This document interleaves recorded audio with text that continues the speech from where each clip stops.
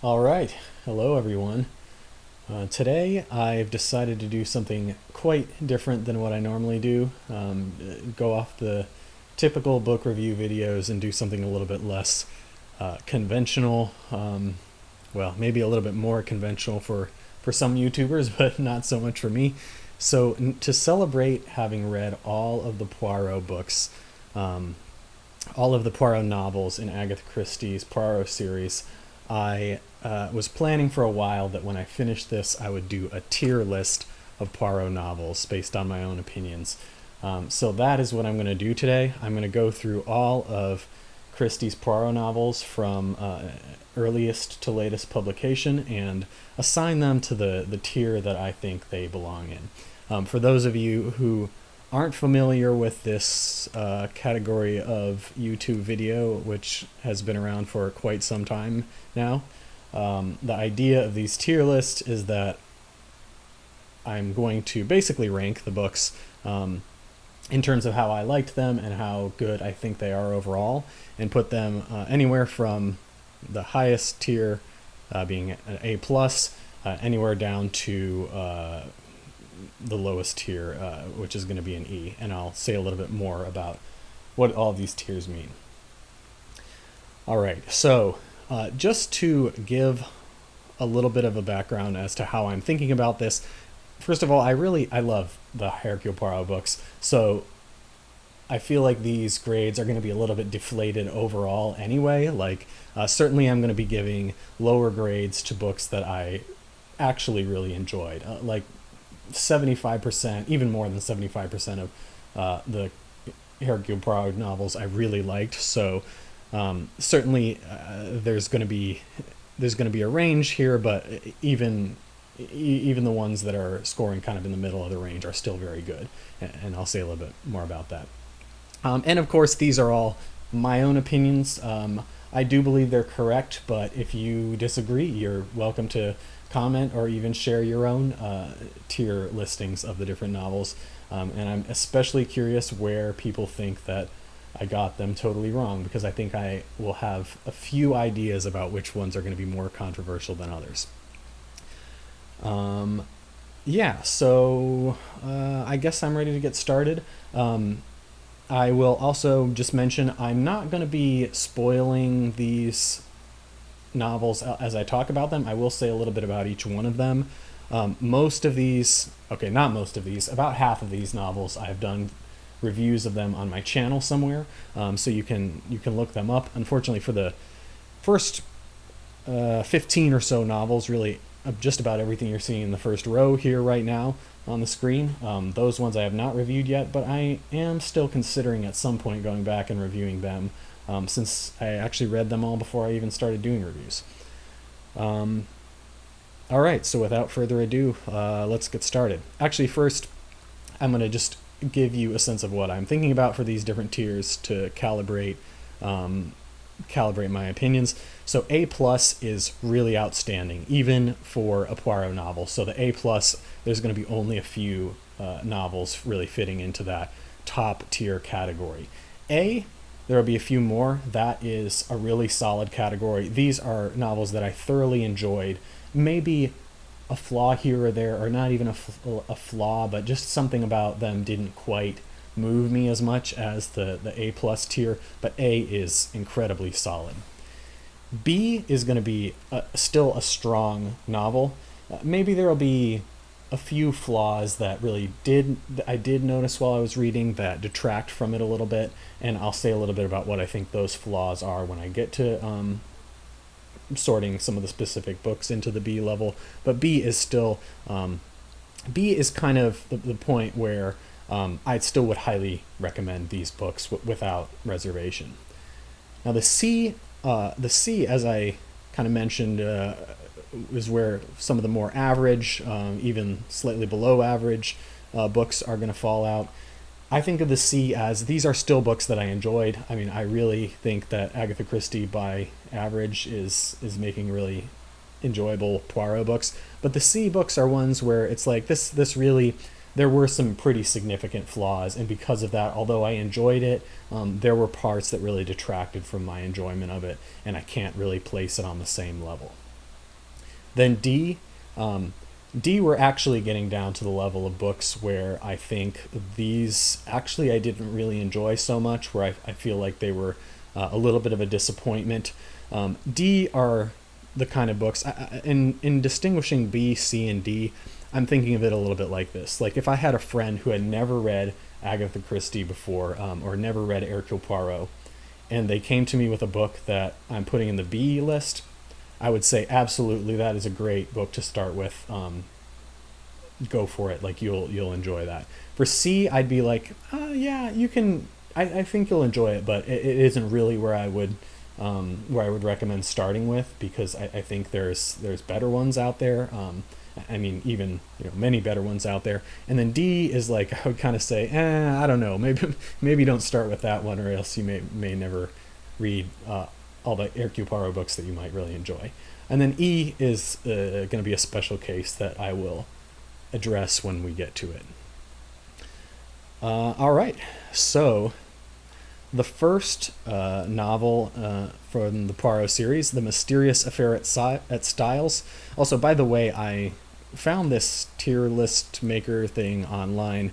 It was pre-made already. I apologize, some of the books, all of the books have truncated covers, so the titles are going to be basically the covers. You won't be able to fully see the whole thing, but hopefully you can at least get an idea of what these different these different titles are, and hopefully you recognize many of them. So The Mysterious Affair at Styles, for me, is definitely one of the stronger Christie novels. Part of that is just that being the first novel in the series, it's so memorable. You have to appreciate what Christie did for her very first Poirot novel.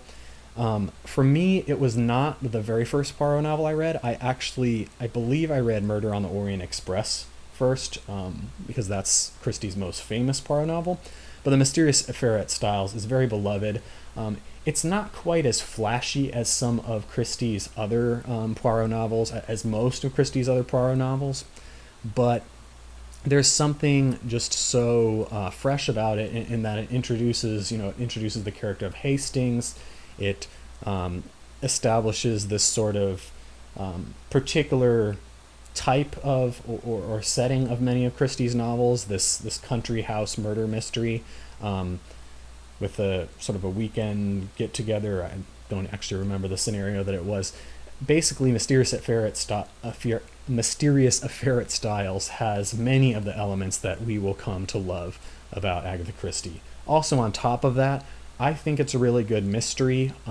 It really is fun to try to work out what's happening. There are good clues, and it surprised me at the end in a way that was very enjoyable and refreshing, and really just sets the stage. Like, it's hard to forget the impact that this first novel had in encouraging me that I wanted to read more of these. So I'm going to put this one in the A tier.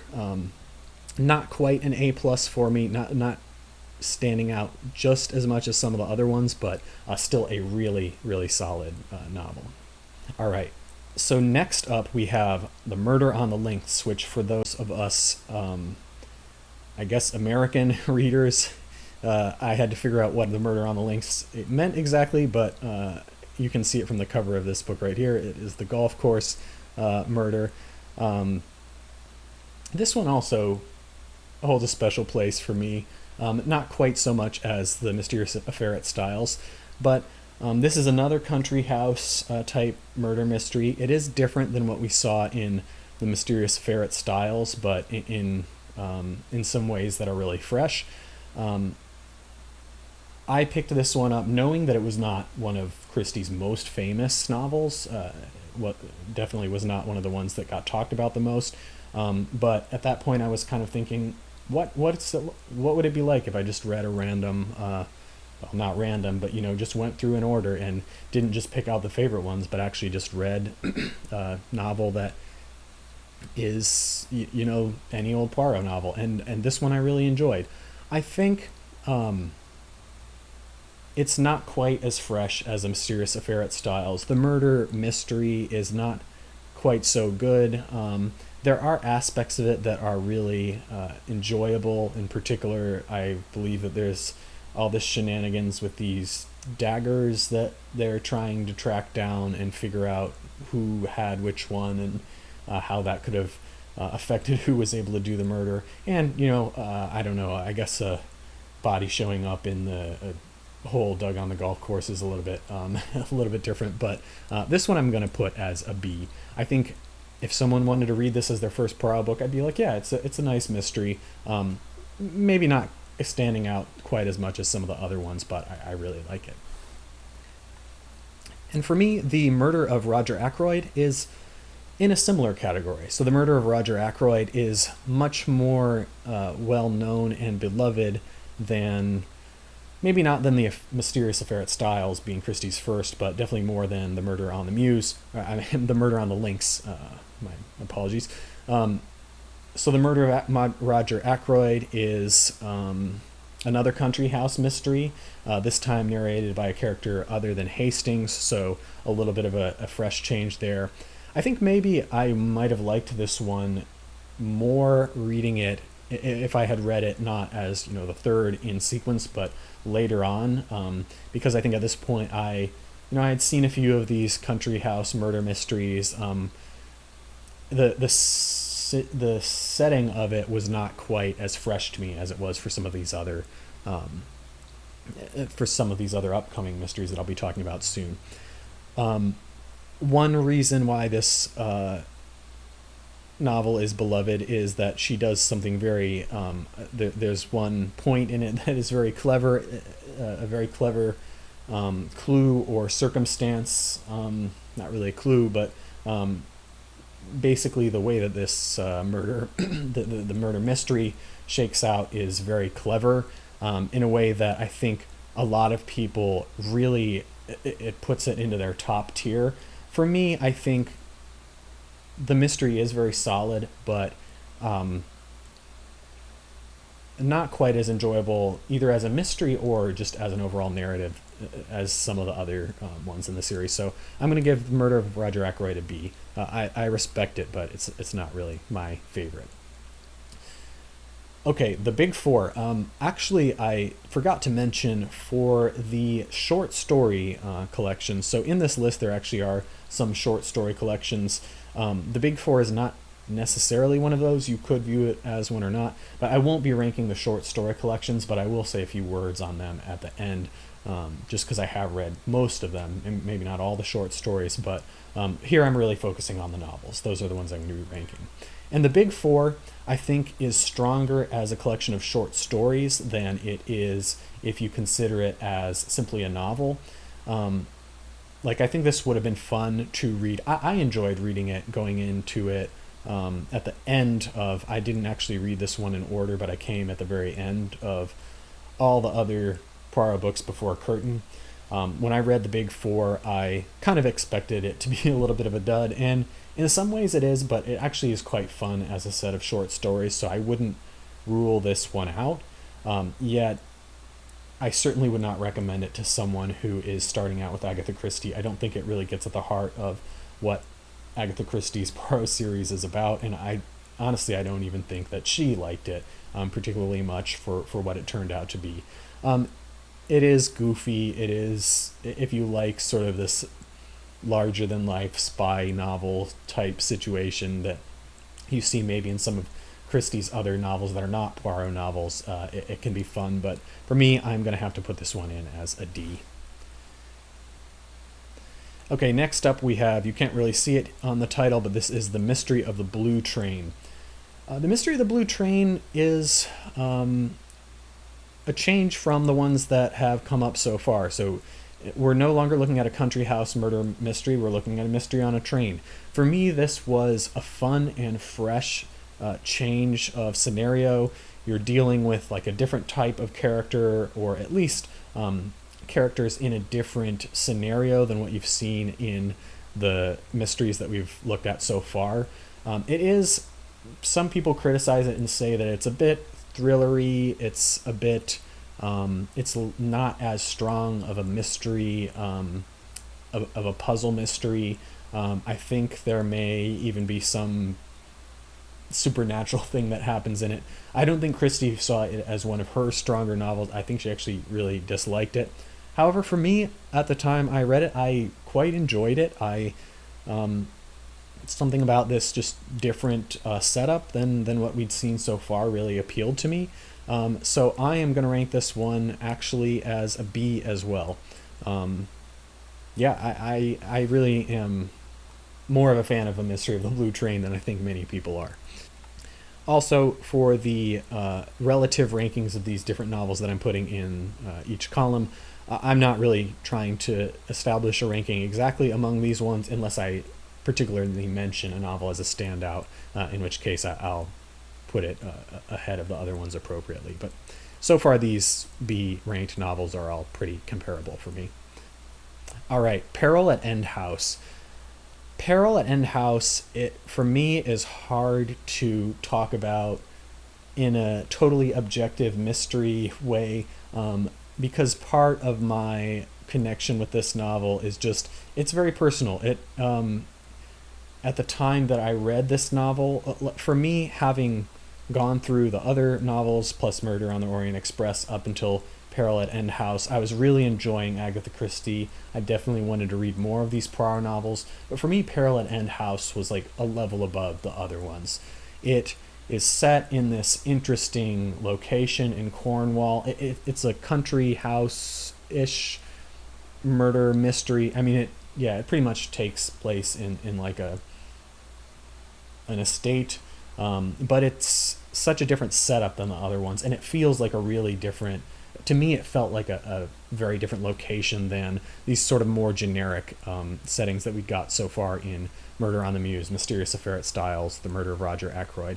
And for me, so Peril at End House begins with such an interesting new concept, a fresh concept that really is going to be nothing that extraordinary for Christie, as she's going to try many similar things like this. But the premise of this one is that a woman comes to Hercule Poirot and says, someone's trying to kill me. It's happened several times already.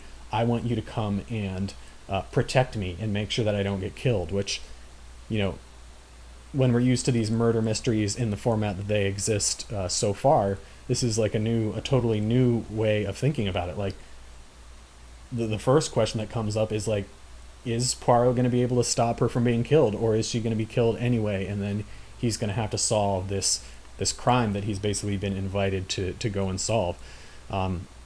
For me, this was just such a fun novel, such a compelling novel, and the very end of this novel, I listened to this one as an audiobook, and when I was finishing this novel, it was at a time when I didn't really have a fixed work schedule as a graduate student, and could kind of start my day when I wanted. But I remember I was getting ready to go into work and listening to it was getting close to the point where the final reveal was happening in this one, and I was so transfixed by what was happening, what the ending was going to be, that I just lost myself in listening to this, and pretty much just like sat on my bed for an hour just listening to the whole thing, and I was left with a feeling of like at this point I really just want to keep reading all the novels in this series because this is so good and I enjoyed it so much. You could argue that this is not a flawless novel. It's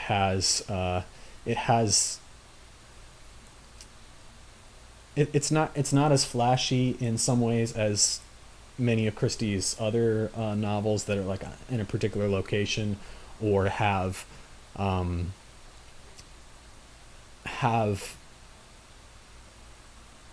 what I would argue actually are stronger mysteries, but just the whole premise, the whole experience of this one, for me, this is always going to be an A+ and one of my favorite Poirot novels. Now, how about Lord Edgware Dies, which, by the way, this cover is probably the worst cover that I've seen for any of the these editions of the Poirot novels, because there's no guns in the book. This is completely irrelevant to the actual crimes. There's never even a suggestion of a gun in Lord Edgware Dies. That's besides the point, though. Lord Edgware Dies is, in a way, kind of similar to Peril at End House in its setup, except it's not. In Parallel End House, we had a woman come to Poirot and say, someone is trying to kill me. Whereas in Lord Edgware Dies, we have a woman who comes to Poirot and says, I'm going to kill someone. And that is the very interesting setup for Lord Edgware Dies that really just sets the novel off on such an interesting and such a suspenseful note that it carries through for the rest of the novel. Now, it needs to carry through because, unfortunately, unlike some of the other novels that really start with a strong premise and remain strong the whole way through, I feel Lord Edgware Dies is really strong at the start, really strong at the end, and then the middle half or so just feels a little bit more trivial, a little bit more... You feel like you know you're on a wild goose chase at certain points, but you maybe, depending on whether you figured out what's going on already, you can't quite put your finger on what is the wild goose chase and what is the meat of the mystery. But because of that, it isn't quite as strong as some of those strongest Christie novels that I've already mentioned. Still, I would give this one a high B, like a B+. I think it is stronger than the other ones that I placed in the B level so far, and really an enjoyable one that I think deserves a reputation as one of Christie's stronger novels. All right, Murder on the Orient Express. Obviously, this one, has been made into many movies. It's Christie's most famous, arguably her most famous novel. Well, not arguably. I don't know the data, but I am pretty sure that it's Christie's most famous and most beloved novel. There's been a movie made of it in, the past 5-10 years. This one is a tough one because I feel like this one as a standalone... So I read this novel first before having read any other Poirot novels, and I don't really think I would recommend to new Poirot readers to read it that way, despite that I do think this is a very strong novel. Part of that is because some of the genius of Murder on the Orient Express is the way that she plays with the conventions and the expectations of what a murder mystery is supposed to look like, and specific ways in which she changes the rules, sort of, in ways that are surprising but satisfying still at the end of the day. And because of that, I think this novel reads best if you've actually read some of Christie's other more conventional novels, like, the Mysterious Affair at Styles. Not that it's, a boring or plain novel. Like, the Mysterious Affair at Styles shines in its own way, but it fits more to the traditional mold of a detective novel. Murder on the Orient Express is something wholly new, and I think that you can appreciate that the most if you've seen some of Christie's other novels already. Another thing that shines about Murder on the Orient Express, though, is just, unlike Murder on the Blue Train even, this time we are on a train, the Orient Express, that is, the sense of this setting is very strong. It's going through this cold, I don't even know exactly where in the Eastern Europe or wherever it is passing through, but it is completely frozen. The train has to stop due to the tracks being covered. There's this sense of isolation with someone who is a murderer, as it turns out, that really just creates an atmosphere to this one, and a sense of adventure that is not quite as prominent in the ones that we've seen so far. Even Mystery of the Blue Train, which has its own sort of sense of adventure, being outside of the country house setting. So Murder on the Orient Express, I would have to also give a solid A to that one. It's a strong novel, but as I mentioned, I wouldn't really start with this one. I'd say start with A Mysterious Affair at Styles rather than this if you're really checking out Agatha Christie or Hercule Poirot for the first time. All right, 3-Act Tragedy. 3-Act Tragedy for me is also a strong novel. It starts off with one of really my most favorite scenes one of my favorite scenes in all of Poirot novels. Like this opening scene where you have these guests gathered at dinner and someone drops dead. The environment of the dinner in this, I believe it's at an actor's like private mansion where he's invited a bunch of his friends and his guests to celebrate together, and then it turns into the first act of this tragedy. It sets the stage in such a vivid and memorable way that like I listened to this one as an audiobook and I can still remember the exact places I was in when I read many of the most memorable scenes from the beginning of this novel, three-act tragedy. And I also like the way that it's framed. A three-act tragedy is it really does take place in three different parts. The murder, the investigation, and the resolution. At least as far as I remember, that's kind of how it shakes out. And the investigation is fun. You have an actor taking the lead on this investigation along with Poirot in a way that feels very appropriate for a novel called Three Act Tragedy. One thing that I say is a little bit weaker about Three Act Tragedy than some of the best is I do think that middle act is, as maybe would be expected, somewhat weaker than the opening and the concluding acts.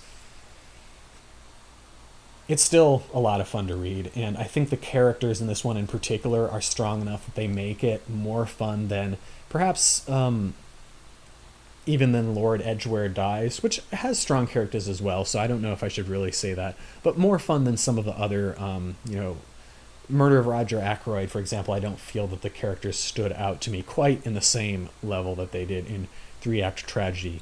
So Three Act Tragedy I'm also going to give a B plus along with Lord Edgware Dies. Not going to rank the two of them relative to one another, but both very strong novels. Now, Death in the Clouds is not as strong of a novel, I don't think. It is a really fun premise in that it takes place in an airplane, so we've got, like, the suspects are limited. We really know who is going to be who we need to consider being implicated in this murder. There's a lot of mystery shenanigans and weird stuff going on that feels a little bit to the point of goofy sometimes. The characters in this one, there are a few characters that stand out, but I don't feel like they're as strong as, say, in Three Act Tragedy. And overall, it's been a while since I read this one, but I just don't feel that the mystery was quite as satisfying in the end. It felt like there were maybe more coincidences than I really would expect in terms of all the people being together on this plane. And I can't remember whether that was ever really justified, but for me, Death in the Clouds, it just doesn't have the same factor making it stand out that really all of the novels I've discussed so far have had. So Death in the Clouds, I am actually going to place it on that C level. Maybe it would be actually a high C, but no, I think I'm actually just going to give it a C. I think it's about, it's still enjoyable, but it is pretty run-of-the-mill for a Poirot novel. Now, the ABC Murders, on the other hand, is not a run-of-the-mill Poirot novel. This one, again, which was really starting to impress me at this point, given that we're about almost 10. Well, I guess this is the 10th novel in, not counting the big four. The ABC Murders is, again, such an interesting new premise. You have this murderer who is announcing his murders ahead of time and signing the letters ABC, and he's going to do a murder in every city. Well, I guess it's unclear exactly what he's going to do, but it is at least clear that he is going to sequentially proceed through cities, starting first with A, then with B, and then with C, and he is going to kill people that have names starting with A, B, C. And what you have here is, your first example in Agatha Christie of your more sort of lunatic killer, or at least, it's hard to say because Christie hasn't actually featured this type of killer, your lunatic so far, but at least the way that the killer announces his or herself in this story, it seems that you have a lunatic behind it. And it seems like it remains a very real possibility, and that's part of the fun of this novel, is just trying to figure out what is the person's motivation. Is this person trying to appear to be a lunatic? Is this person actually a lunatic? What is going on, basically? And I think that before I say anything more about that gets too much into spoiling things, I think this is a novel that actually is really fun as a puzzle mystery as well. I think that there's a lot of interesting and subtle clues here.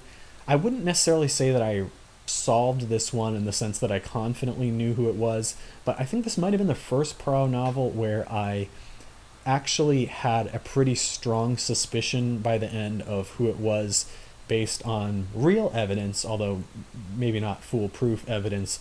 Maybe didn't fully understand everything that was going on, but that this was the first Poirot novel where I really had that sense of satisfaction at the end of I really figured out some actual clues that Poirot is actually going to mention at the end about what is going on here. And for me, I know it might not be everyone's cup of tea, but for me, this really was one of the most outstanding Poirot novels that I've read, and I actually am going to put this one in the A+ range because this is just such a memorable novel for me, and I actually would love to go back and read it again, even knowing how it all plays out. All right, Murder in Mesopotamia. This one is an interesting one. One thing that I really enjoy about this novel is that we are getting more into the territory of some of what I think of as Christie's destination mysteries. So in this mystery, we are with Poirot on an archaeological dig site in Mesopotamia. I believe it's in present-day Iraq. I'm not 100% sure about that, but because of that different setting, there's just this whole different feel to it. And the whole atmosphere of it is very different. I also find that Murder in Mesopotamia is a really interesting mystery. There's a lot of interesting stuff going on. There are some good clues that we should be thinking about. And I was able to solve this mystery, maybe not super confidently, but I did figure out what was going on by the end. And I found this one satisfying both in overall, an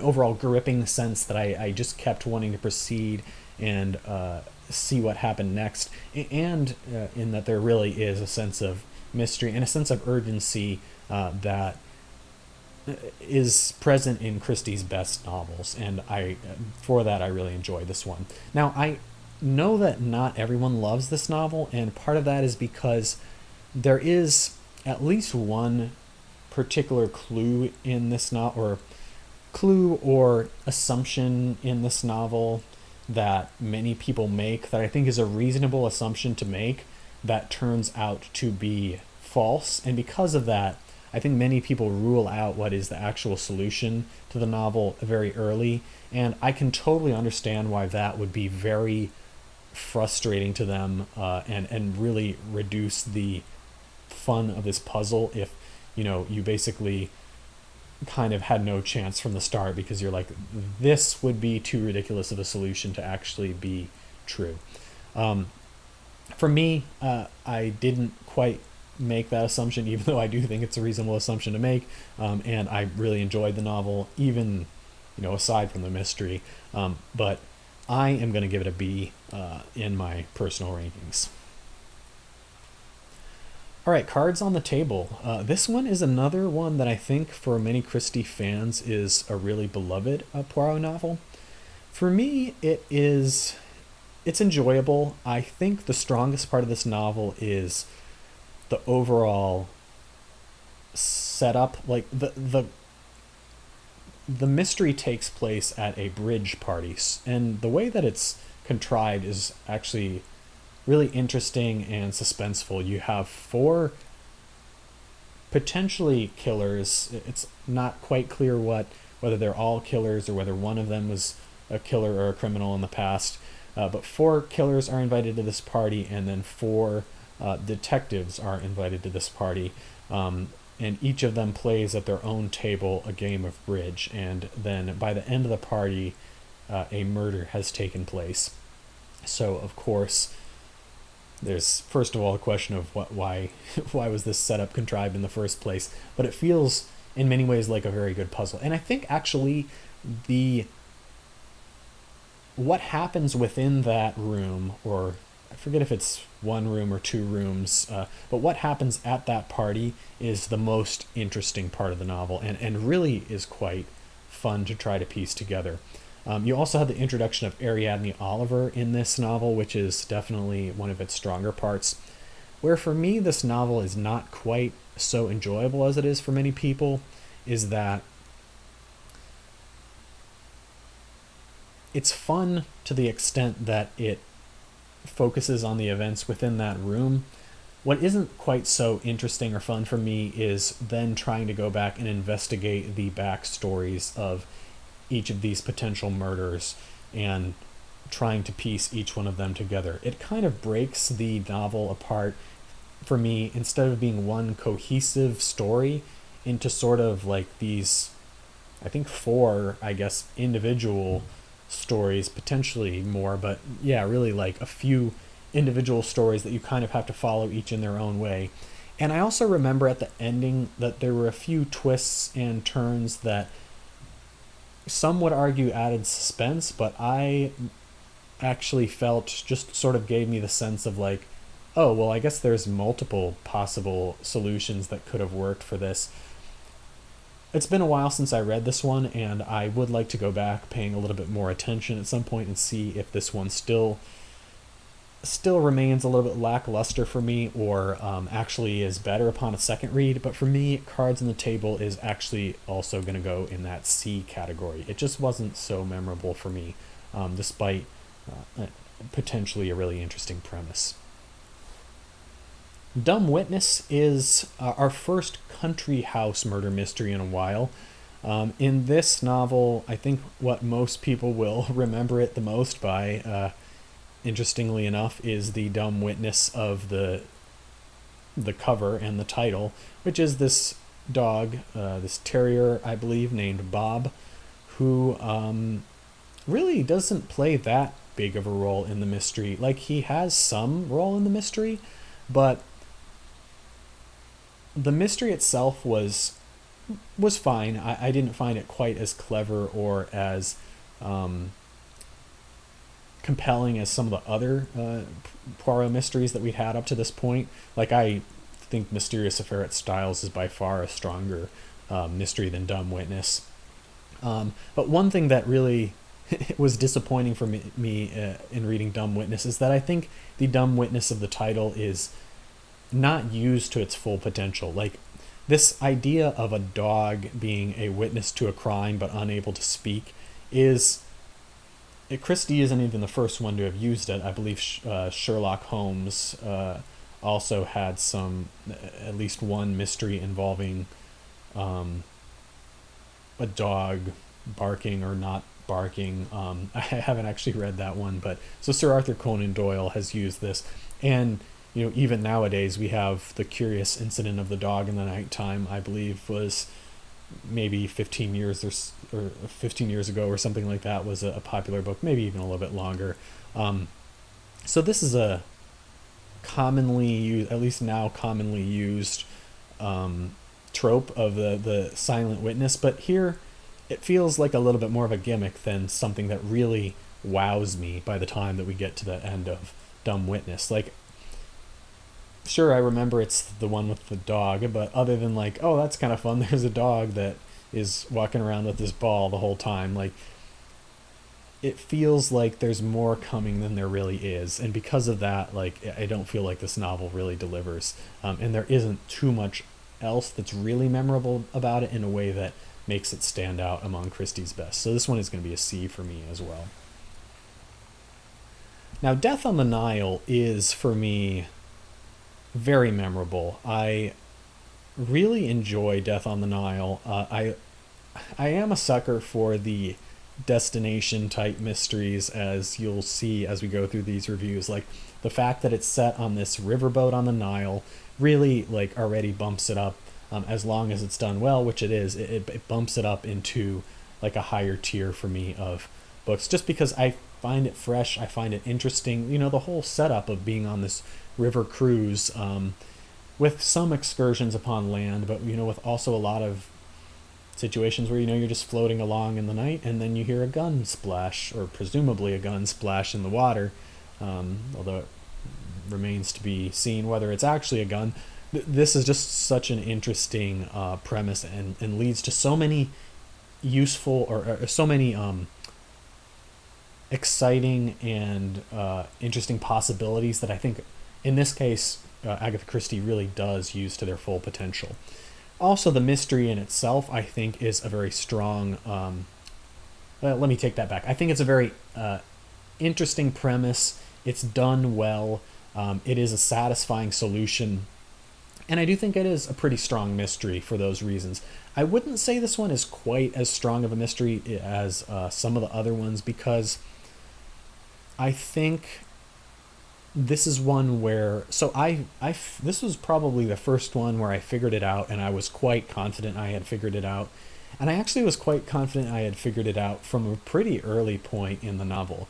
And from that point, then, whenever that happens, it's fun, like, seeing as the novel develops whether you should stick to your guns with the original solution that you've identified, or whether maybe you jumped to conclusions there and should take on a different hypothesis instead. But for me, a lot of the time when there really is such a compelling solution from early on, it's hard for me to get as invested, or just like to really buy into a lot of this other kind of red herrings. A lot of it's red herrings. Some of it is like real clues embedded within the red herrings, but like nothing that really ultimately makes me change my mind that much. And therefore, Death on the Nile, I don't feel is quite as strong of a like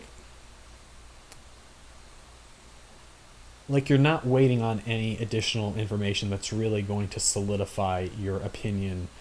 At least that's how it feels to me in Death on the Nile. But for me, I would give this one a strong rating. I'm going to call it an A-, since I don't think it's quite as strong of a mystery as these other ones that I've rated an A. But I still think Death on the Nile is a very enjoyable book. And I can see why they've made it into, another movie recently, just because between the mystery, which is strong, the characters who are interesting, although maybe not quite as much in the recent Death on the Nile adaptation as they are in the book, and just with the whole setting on the Nile, it really is a fun book among the Hercule Poirot series. Okay, Appointment with Death. This is actually the first one I ever reviewed on my channel, so we're getting into the ones where I actually do have full reviews to express my thoughts. So for me, Appointment with Death has a lot of really strong aspects to it, and some that are not so strong. So I like that we have another, in Appointment with Death, we have another sort of Middle Eastern set mystery, this time set at Petra in, I believe, present-day Jordan. I also think the premise of Appointment with Death, which really involves a bunch of people who visited... Okay, so first of all, we know who's going to get killed from early on, because multiple people have said, she's such a horrible person and I really want to kill her. And Poirot has heard this said. So it's not going to be a surprise to us. But how and when it happens is going to be a little bit of a mystery, and thus the title Appointment with Death. When is the appointment with death? That is really the crux of this mystery. Figuring out, in this series of people who visited their mother, and then later it was found that their mother was murdered. At what point was she actually murdered, and how does that affect the stories that each one of them is telling? In the end, unfortunately, I don't think this mystery solution shakes out to be quite as satisfying as it could have been. Like, I feel like there could have been an ending or a solution written that actually would have pulled off this premise more compellingly and satisfyingly than what actually happened here. Nevertheless, it really feels like a good effort, and for me, it was just enjoyable to read. Even though I would say that the reveal section at the end was one of the weakest parts of the book, everything up to that point, and just this one is a novel that shines maybe a little bit more for its potential than for what it actually is. Therefore, I give Appointment with Death a B minus. I think it is definitely an enjoyable Poirot novel, but a little bit less so than some of the other ones that I've ranked a B, including Murder in Mesopotamia. I cannot say the same about Hercule Poirot's Christmas, which I really just, for some reason, I don't even know if I was not in the mood for it at the time at this point, but in my mind it just leaves such a taste of boredom compared to everything I had seen from Hercule Poirot so far, the Big Four notwithstanding, and I hadn't even finished that one yet. Hercule Poirot's Christmas, the first thing that really I dislike about it is that the whole first chapter, or the whole first hour or so as I was listening to it, is just the sequence of introductions, really boring introductions to family members who are going to see their uncle, I think, for Christmas. And also, why is this novel called Hercule Poirot's Christmas? It's clearly some kind of marketing tactic that has nothing to do with Christmas, because this is not a Christmassy novel, which is fine. It can just be a country house murder mystery, but like, don't call it Hercule Poirot's Christmas then. Like, call it, I don't know, use one of the Shakespeare lines that people were referring to or something. If you want to hear more about why I just don't really like this novel that much, you can go to the Hercule Poirot's Christmas video that I recorded, which actually is probably not that good because it was one of my earliest videos that I ever recorded. But this one is going to be a D for me. Unfortunately, the first in that category, where if someone came to me and said, hey, I'm really excited to get into Hercule Poirot, how about this Christmas-themed one, Hercule Poirot's Christmas? Aside from telling them, no, that is not a Christmas novel, despite allegedly taking place at Christmas, I wouldn't recommend that as your starting point for Hercule Poirot. Luckily, I was refreshed in reading the series to see that Sad Cypress does turn that around. So Sad Cypress starts interesting from the very beginning. It opens up in a courtroom where we have a woman who is on trial for the murder of, oh gosh, I forget how they're related, but it may be her aunt that she's on trial for the murder of, and she doesn't really seem to be resisting that accusation, although, of course, as we always would in an Agatha Christie book, we are skeptical, especially skeptical of whether she could really be the murderer. And I think that initial bit of suspense carries us into what also ends up being a more a stronger novel in terms of characters than really most of the novels that we've had so far. And because of that, I feel like Christie is really stepping on new ground here in exploring in a different way the attitudes of the people at this time. I forget where the exact time setting of it was relative to the wars. Like, I think this one was after World War One, maybe World War II. I don't even fully recall. But exploring how people felt during this time period, how women felt their role was changing as a result of these dramatic changes that were occurring in Europe at the time.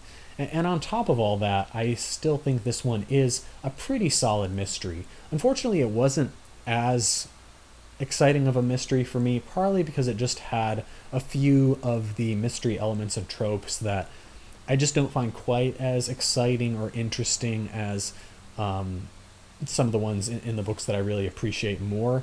But still, I think Sad Cypress is really a strong installment in the Poirot series, and I actually am going to give this one an A minus as well. And that's really saying a lot about how enjoyable I found this, in spite of the mystery itself not being quite as compelling. I feel a little bit unsure about that one. Like, is this one really above Lord Edgware Dye's 3-act tragedy? But I'm still inclined to say yes. I think it is. So I'm gonna give that one an A minus.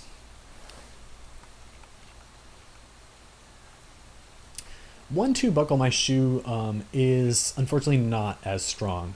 First of all, it is a novel that kicks off this unfortunate upcoming trend that we'll see for really the remainder of the Poirot series, where a cute nursery rhyme is given to the title of a Poirot novel, and then really carried past the point of interestingness into like just like beating it to death.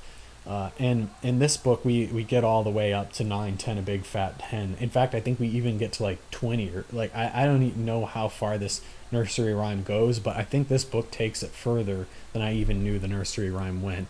And it really in ways that are just unforgivable. One Two Buckle My Shoe also I found a little bit disappointing, because this is a novel that, as I talked about in my review of that one, could have been called Murder at the Dentist, or something to those lines, and I think it would have been interesting if it were called something, if it really focused on this interesting notion of, someone is found dead in the chair at the dentist's office. Like, that is kind of an interesting new premise and something that we haven't seen before. However, as the novel goes on, we have these increasingly like political motivations coming up for the characters that are not really that deep or that interesting. Like, trying to figure out which character is the communist and which character is the fascist, and how they all sympathize with one another, is it kind of takes over the story in a way that I just didn't really find. I found it kind of took the fun out of this mystery in a way that it never really came back by the end of the novel. So for this one, I think there is a little bit of potential here, and because of that, I'm going to rank it higher than Hercule Poirot's Christmas. I'm going to give it a D+, but that's really all I can say for One Two Buckle My Shoe. Not one of the strongest.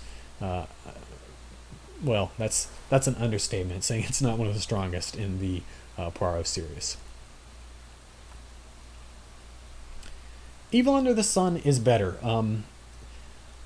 Evil Under the Sun is actually it's quite a bit better. This novel takes place in a sort of vacation resort on the beach, where you have all these sunbathing couples who presumably some of them are looking at each other's husbands and wives and getting a little bit jealous of one another, and maybe forming some secret rendezvous and figuring out who is interested in whom, and who is just kind of along for the show along with Poirot, is really a core element of this novel. I think the novel is another thing that I can say that's strong about Evil Under the Sun, is that it remains interesting throughout the entire novel. This is one where I never felt during the novel like, we're getting to that point where, Agatha Christie has another hour to fill before we get to the end, so now we're just gonna like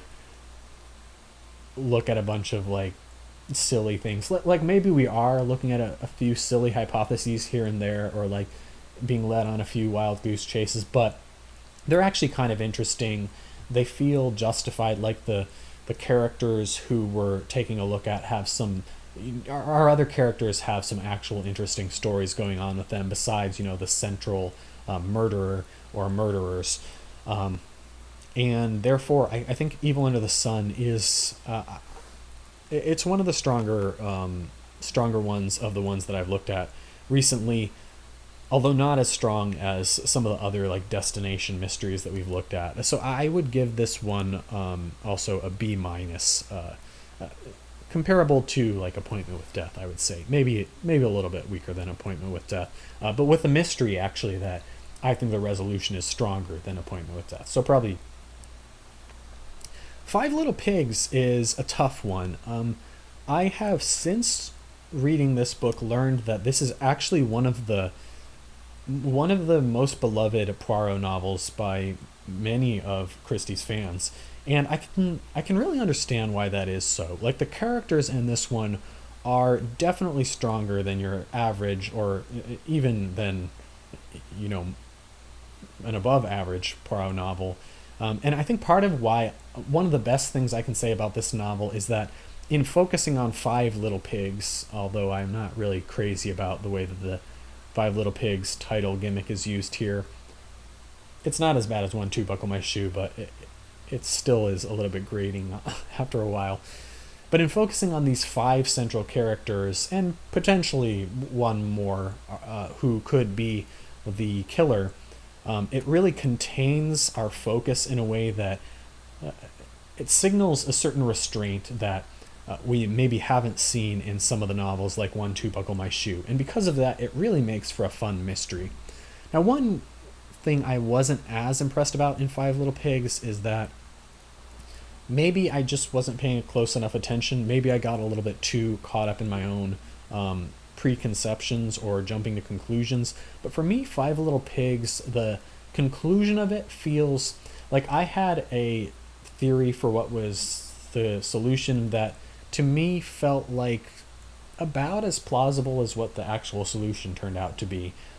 Like, I'm not quite sure if all the evidence is really there to support drawing the conclusion that we ultimately must draw at the end, because Poirot reveals it to be true, or if my doubts are perhaps true that there really is like a little bit of something missing, or there are other possibilities there. I think this would be one to reread, and I would enjoy rereading it and seeing if anything changes. Certainly the mystery setup is also pretty enjoyable.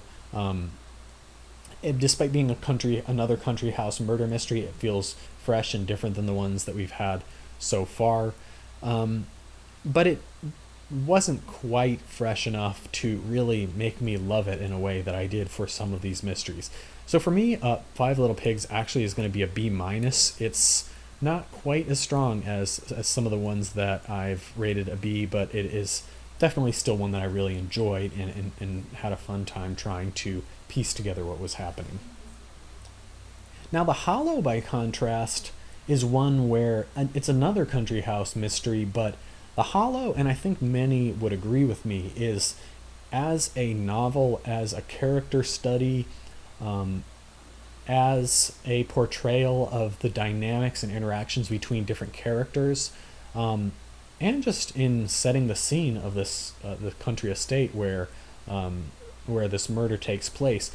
It is a really strong novel. It is among Christie's best, and some of the characters in this one, like Henrietta, I believe, is this strong female lead in this novel. But even many of the other characters, Lady Anquetel, I forget the names of all the other ones, but despite not recalling all their names, I can vividly remember like their personalities and like John Christos, I forget what his name was exactly, but these characters like have such a memorable impression on me that, for example, even goes beyond, for me, Five Little Pigs, and definitely goes beyond some of these other more recent novels that I've discussed. So The Hollow, I think, is really strong in that dimension. The mystery itself is a little more lackluster. I think actually it is still a fun mystery because although it is a little bit trickier to solve and maybe a little bit less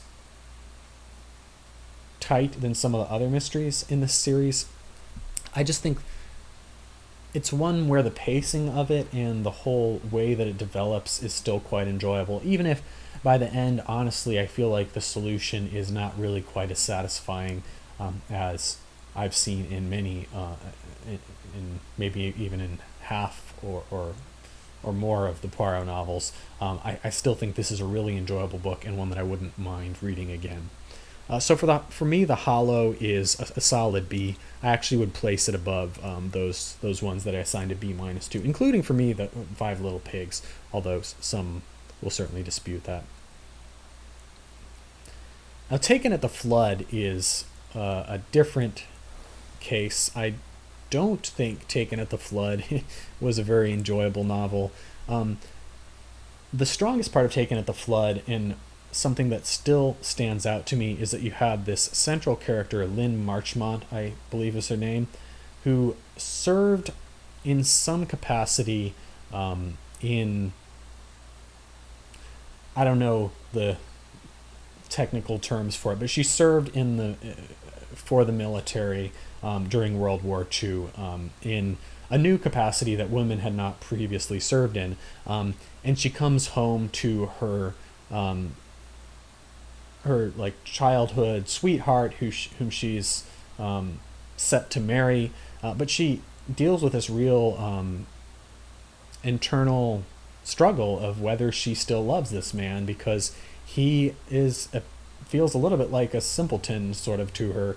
I feel like that's maybe a little bit of a mean way of characterizing him, but like it comes through in the way that they interact. It feels like she has now seen something of the outside world and wishes that she could just kind of go back to life as the way it was before, but like World War II has changed that, and she wants to move on and feels tempted to move on in a way that contradicts what she previously saw as existing for her life. Now, none of this has anything to do with the murder itself, of course, and the murder is, honestly, in retrospect, there are aspects of this murder that I think are a lot more interesting than I originally gave them credit for. I think for this one, the ending in some ways just left such a bad taste in my mouth. The way that certain aspects of this one played out left such a bad taste in my mouth that I really came down hard on this one, and I still think that it probably deserves for me to come down hard on it. But now as I talk about it, I'm actually realizing that there are some things that stand out about it in a way that really, for me, brings it beyond something like say Hercule Poirot's Christmas, where I just feel like none of that sort of character dimension really comes through. It just feels like a puzzle mystery that wasn't even that exciting to me in the case of Hercule Poirot's Christmas. Because of that, I actually was going to give Taken at the Flood a D, but I'm going to upgrade it to a D plus, because I've actually just decided, as I'm talking about it right now, that Taken at the Flood has a little bit of a redeeming quality, although I feel like the way that it all shakes up in the end is not very satisfying, and I think many will agree with me. Mrs. McGinty's Dead. I originally had a better impression of Mrs. McGinty's Dead after finishing it, but as I was thinking through these novels a little bit before doing this video, Mrs. McGinty's Dead just I hardly remember it at all. Like I do remember the premise of it. We're trying to sort of go back and connect these. Basically, there's a newspaper report of some crimes that were committed in the past. We're told that the newspaper report or the magazine report, I forget what it is, isn't very accurate, and Poirot kind of infers that one of these or more of these people who are in these stories are now present in this village and did a murder. They murdered Mrs. McGinty because presumably because she recognized them as, a criminal. And you've also got this other man who's been framed for the murder of Mrs. McGinty, who's just like, I guess, sort of an interesting character in that he's like so like he doesn't even care about the fact that he's been sentenced to, I think, death or life in jail or something like that. Basically, I can remember the setup, but like everything about it, the characters themselves, I mean, I remember who the killer is, but like it's not that enjoyable of a novel to read. Like Ariadne Oliver's in it, that's kind of enjoyable. Like there are these little bits and pieces that stand out to me as like, oh, okay, that was all right about this novel. But all in all, it's so forgettable. It's just not really. It's probably one of the I mean, it's definitely one of the most boring Poirot novels in the series, and because of that, like if I think about which of these novels I would want to go back and read again, I'd almost even rather go back and read something like Hercule Poirot's Christmas for the mystery of it, and seeing what I missed there, than I would go back and read Mrs. McGinty's Dead, because all right, maybe there are some interesting clues and stuff in Mrs. McGinty's Dead, but like the whole second half of Mrs. McGinty's Dead just feels like a chore to me. Like, and the solution to it involves some like ridiculous connections that I think are they're just not they're just not fun. This one's going to be a D for me. I don't really enjoy Mrs. McGinty's Dead in in any way is maybe a little bit harsh. Maybe there are little things that I enjoyed about it, but not a strong novel for me. After the Funeral is definitely a relief coming after Mrs. McGinty's Dead. I did find the start of After the Funeral was really hard for me to. It didn't succeed in dragging me into it.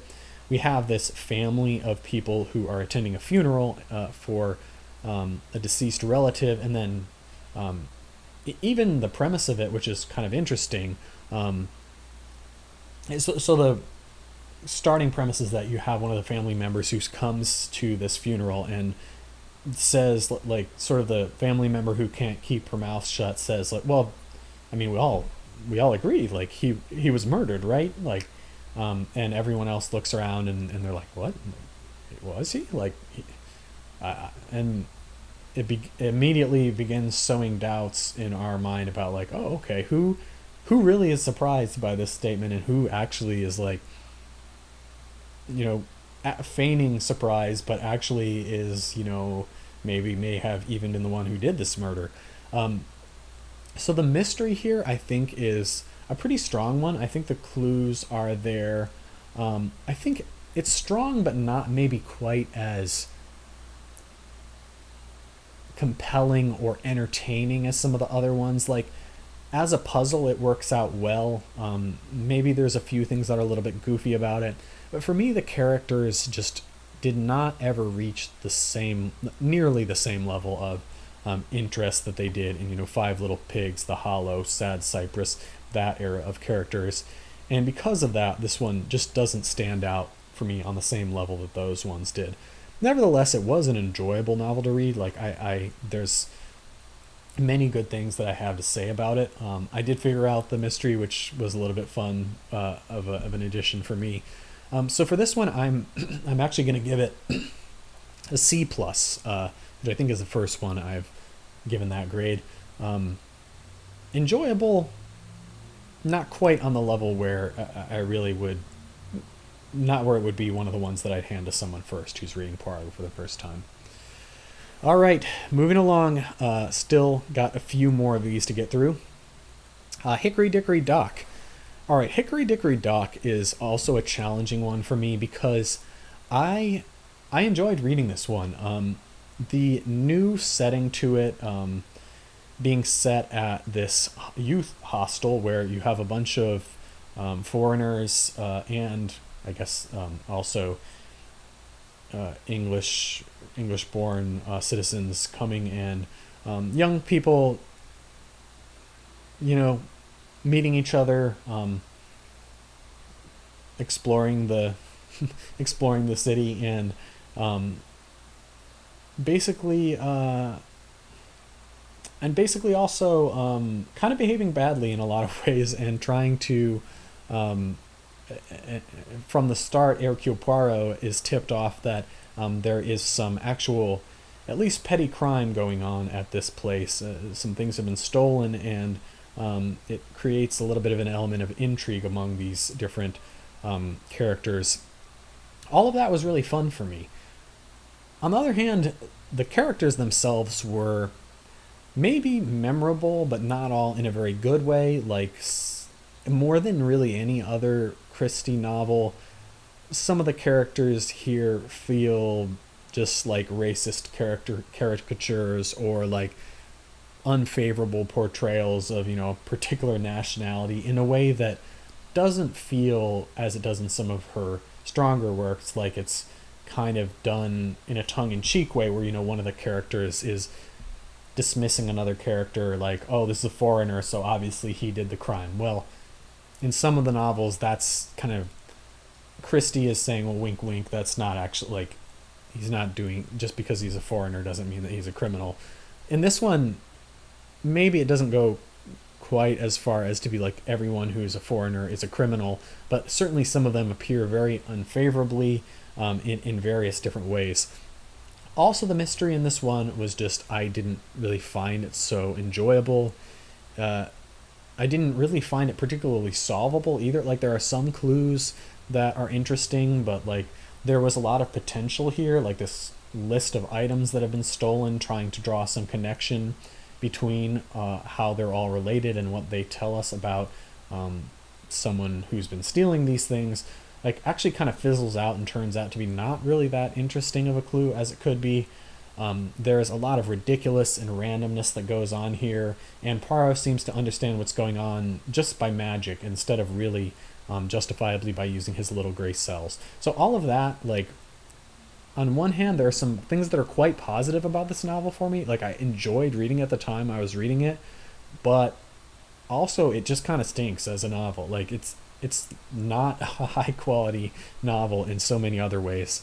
I think I'm going to give this one a C minus. Like, it's hard for me to even put it on the level of like Dumb Witness, Cards at the Table, or Cards on the Table. I think shown in a way that Hickory Dickory Dock didn't, despite having a little bit more of a plain setting. All right, Dead Man's Folly is, for the country house mysteries, one of the most memorable and enjoyable settings that I can remember from these novels, which is impressive for it coming so late in the series. The estate was described so well, and I believe some of my viewers have pointed out to me, I think the estate in this book was actually modeled on Agatha Christie's own, one of her own residences, Greenshaw, I want to say. Maybe I'm getting that wrong, but also I think that the David Suchet Hercule Poirot adaptation was filmed on that location for this book, Dead Man's Folly. For me, when I watched that film adaptation, the whole setting, the woods and the folly and the estate that this took place in, I felt like I had pictured it all pretty much just how it was in my mind, which is really saying a lot for what is ultimately, you know, just a country house, that a country estate where, you know, arguably it could appear like any other country estate, but this one somehow had such character to it, and the characters in this novel are definitely a level more interesting. Although they don't reach the most interesting possible level, I found definitely many of them a level more interesting than what we've seen in some of the more recent novels like Hickory Dickory Dock. Now, the way that the murder turns out in Dead Man's Folly is, I think, not quite as satisfying as I hoped for. In particular, the end of the novel really drags on in a way that I didn't, that decreased my enjoyment a little bit. Not really so much, but definitely a little bit. And maybe some of that decrease in enjoyment was from the fact that at that point I really didn't know who the killer was. I mean, I could sort of take some stabs at it, but like I felt like we were just like, I had hit a dead end, and you know, people could mull over what was going on in this particularly long book, actually, but it wasn't really going to give me any clues at that point. I just had to see what happened, and what happened wasn't really the most satisfying for me. So a lot that I liked about Dead Man's Folly in terms of the overall setup and the way that it played out for the beginning. A little bit disappointing in then how it all shaped up at the end. For me, this one, I had it at a C+. I think actually after having talked about it, this one is probably just going to be a C. I think it is a little bit weaker than something like, say, After the Funeral, which I gave a C plus, and I think really deserves a C plus. All right, Cat Among the Pigeons is one of the trickiest ones, I think, to rate because it doesn't feel quite like a Poirot novel in the other ones. In fact, it doesn't feel like as much of a Poirot novel as the other ones do in the traditional sense. So, in most of the Poirot novels, it's a solid puzzle mystery. Poirot is really running the show. In this one, he kind of is just sitting around, and people happen to go to him like 2/3 of the way through the book and ask, "Oh, what do you think's going on?" And he's like, "Oh, yeah, how about this?" And then, okay, that turns out to be right because he's Poirot. But in Cat Among the Pigeons, it feels more like some of the thriller type novels that we've seen, like The Man in the Brown Suit or that kind of novel. Albeit a good version of the thriller. Like, I think at least in this novel, like more than in, say, 1-2 Buckle My Shoe, Christie tells us ahead of time, this isn't going to be so much like she shows us through the way the whole setup works out. There's going to be some kind of ridiculous stuff going on here, lost jewels, secret princesses, all that stuff. Like, all that's going to be here, and we're paying attention to it from the beginning, and we're kind of, in my case, are just enjoying the ride of seeing what's going to happen, not trying too seriously to figure out what's going on, although there is a mystery that there is to be solved. And because of that, I actually quite enjoyed this one, even though I wouldn't really, certainly as a puzzle mystery, I wouldn't put it as one of Christie's strongest in any sense. And definitely even as, a thriller, it's not really anything entirely amazing, but I still enjoyed this one a lot. And because of that, I actually would put it on the B level. I think I enjoyed it more than I enjoyed some of these, like After the Funeral, Death in the Clouds, Cards on the Table, but I'd put it at a B minus for sure. Also, I wouldn't recommend this one to someone as, if they were starting to read Poirot and they said, "Oh, I picked up Cat Among the Pigeons," I'd say, no, that's not really, I mean, you can read it, but that's not really representative of Poirot as really I or most people see Poirot. All right, only a few left. I think we got 5 novels left to go here. The Clocks. The Clocks is, I think, as I talked about in my review of that one, it's a novel that has a lot of potential and I think fails to live up fully to that potential and kind of fizzles out by the end. Nevertheless, maybe because of that amount of potential that it has, like just this interesting setup of like a woman murdered in a room, or I guess it's a man murdered, I think, in a room that is full of a bunch of clocks, and 1 or 2 of them I think are set to the wrong time, or maybe all of them are set to the wrong time. I forget all the details now that I'm thinking about how it all goes. Basically, maybe part of why I don't like this one so much is because it seems like it's going to be better than it is, and at the end the solution doesn't really fully exploit this whole setup that has been established. There are a few like things in this novel that are interesting on a meta level. Like I actually kind of enjoyed, I think this is the one where there's a passage where Poirot is talking about his opinions of various detective fiction authors, some of them real and some of them not real, since he's apparently become an enthusiast in detective fiction. It feels a little bit out of character well, maybe not out of character, but it feels like a new development for sure for Poirot.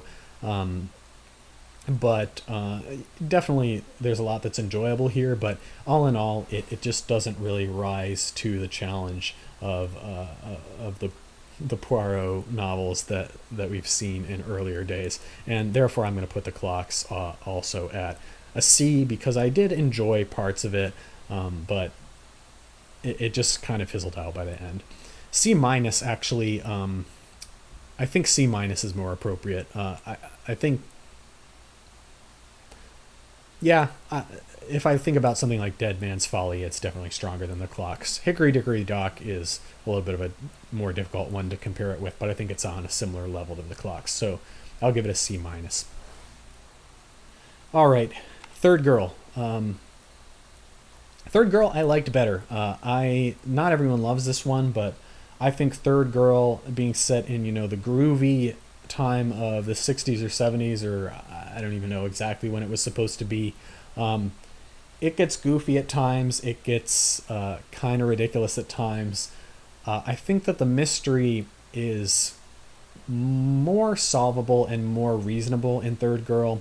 I will admit that if you've read all of the Poirot novels up to this point, it doesn't really feel like Third Girl is doing anything particularly special in terms of the mystery. Like you've kind of just fitting together the pieces and the toolbox of Poirot detective skills that you've already built up to this point and applying them in Third Girl. Still, I found it satisfying, though not like profoundly satisfying.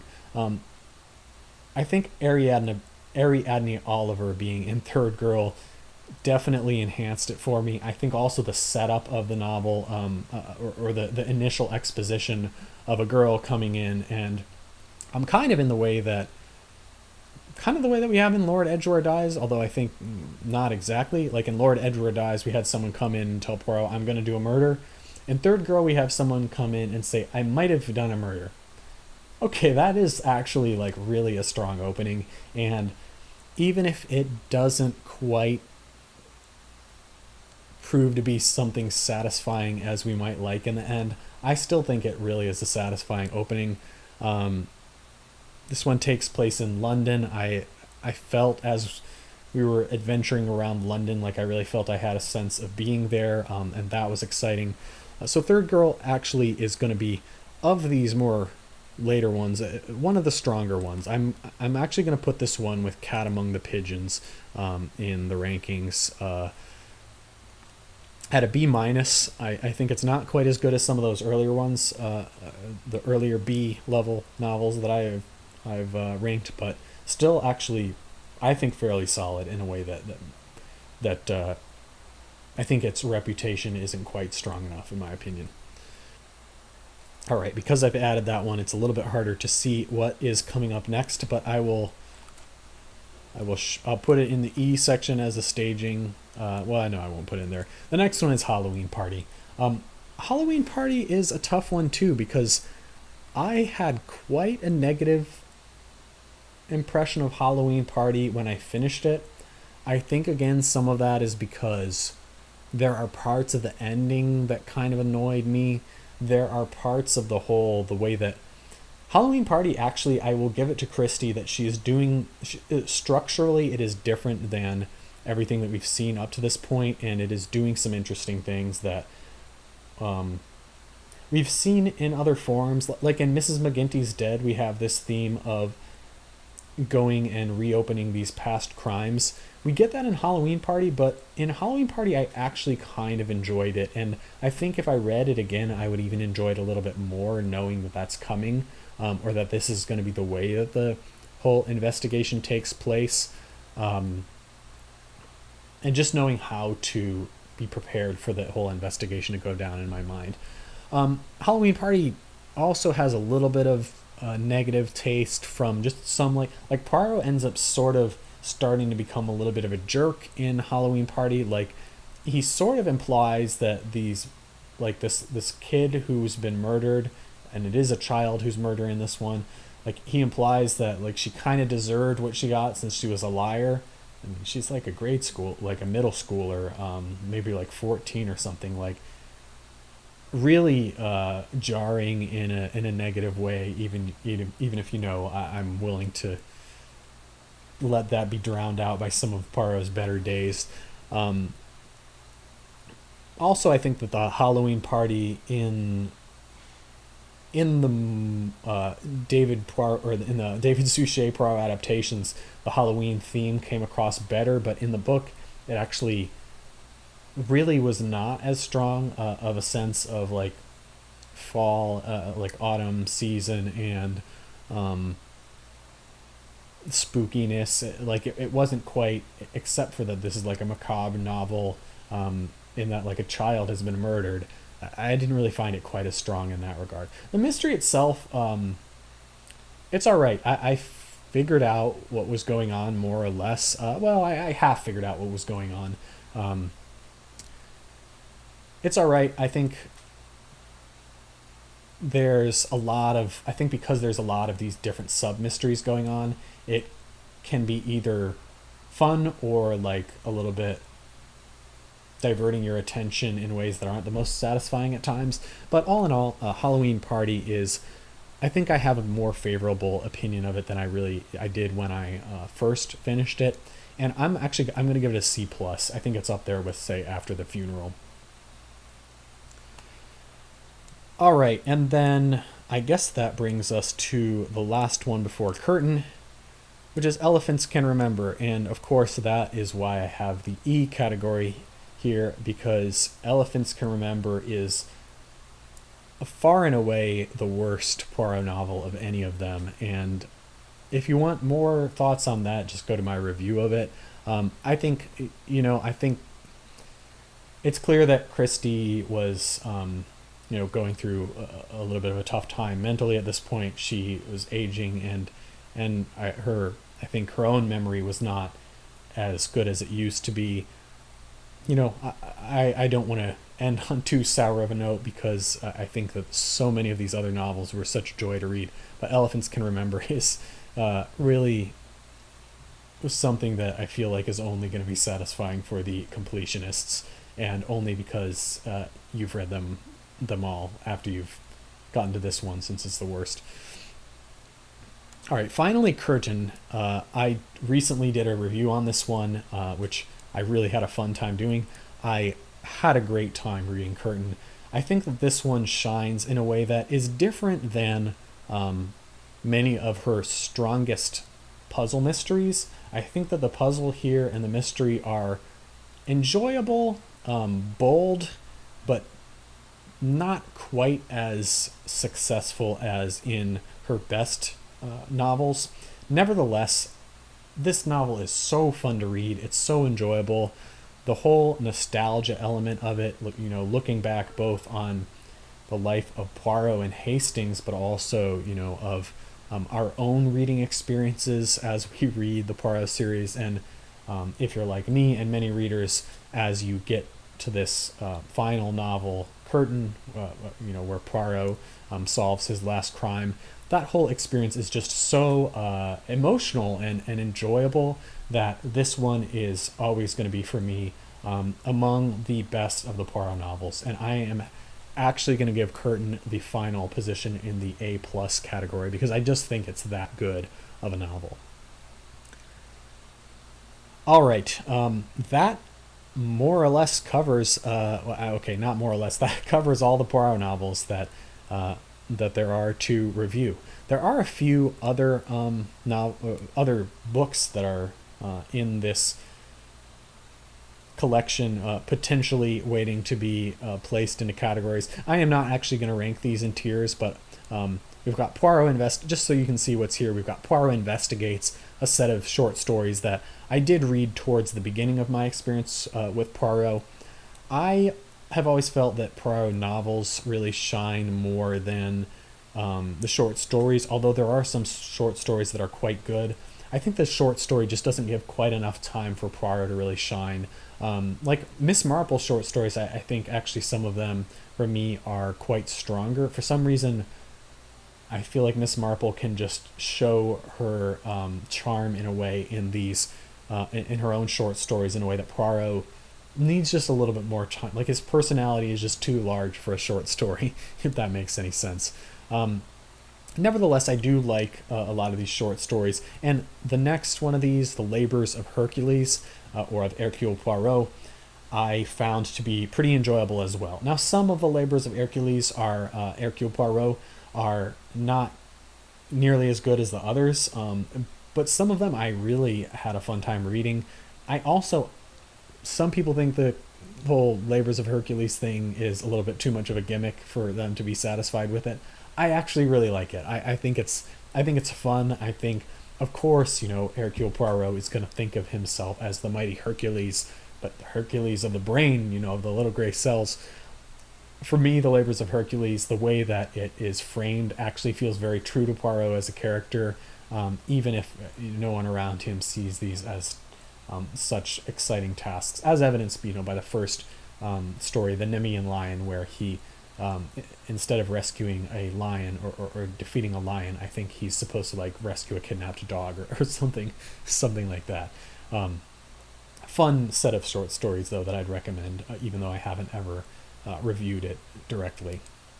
Murder in the Mews is 4 novella-length novels, and this is a distinction from the short stories because I haven't read all the Poirot short stories, but as I mentioned, I think Poirot doesn't really quite have enough time to shine in the short stories.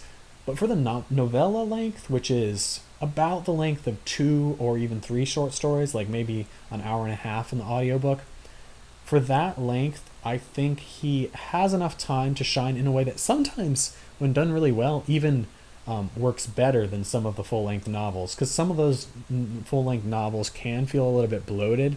And once I had realized how Poirot looks in the novella form, from the 4 stories in Murder in the Mews, I actually thought at that point, when reading some of the other novels, maybe this one actually should have been a novella length instead of a full length.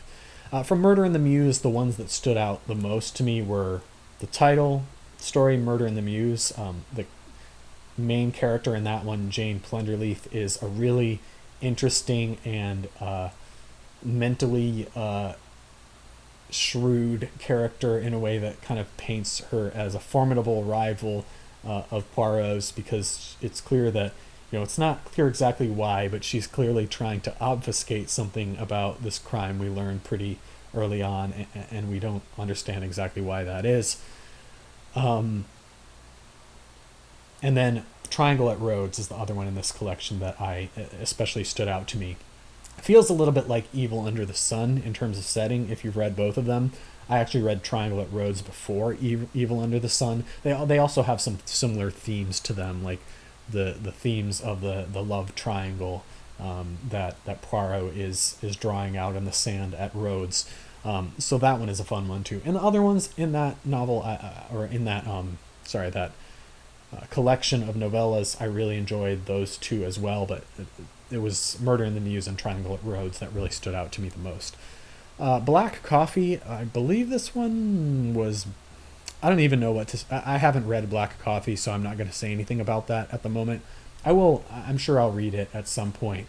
My understanding is that it was, in its current form, it was not fully written by Agatha Christie, but kind of adapted from maybe a manuscript or a play that she had at some point. And maybe not one of her favorite or the fans' favorites, but still one that I would be interested in seeing for completion. Can't be worse than Elephants Can Remember, right? Okay, and then we have a few individual short stories coming up on here. I don't know how it was decided exactly which ones made it onto here or not. But we've got The Adventure of the Christmas Pudding. I've never actually read that one, so can't comment on it. And then we've got this one that I'm actually not even sure what short story it was, although it must be a short story. It looks to me a little bit like The Blue Train or Murder on the Orient Express, but we already had those ones. There is at least one short story about a train that was later expanded, I think, into the novel The Mystery of the Blue Train, and that is very similar to The Mystery of the Blue Train, so maybe that's this one. Still have a few remaining short stories that I need to read if I'm going to have gone through the whole collection, but there you have a little bit of an overview of what's left. All right, that was a long one, but I think I don't feel too bad about doing a long one, because I think for those of you who are the real big Poirot fans, you might still enjoy hearing my thoughts on the entire collection, and of course I'd love to hear your thoughts as well.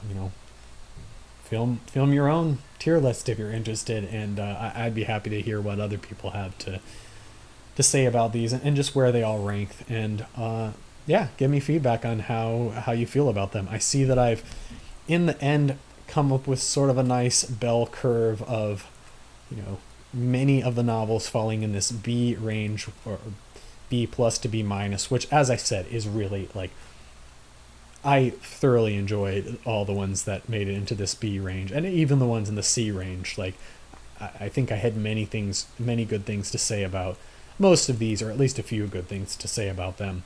But yeah, that is where they all rank in my mind, and maybe at some point in the future, I will take the time to go back and reread some of the earlier ones. I do notice in this distribution that a lot of the earlier ones tended to be in that A to B to high B range, whereas some of the later ones did fall out a little bit lower in the rankings. So it's a shame that I haven't gotten a chance to review all the earliest ones on my channel yet, but hopefully at some point I'll feel inspired and get a chance to do that, and I think that would be a lot of fun.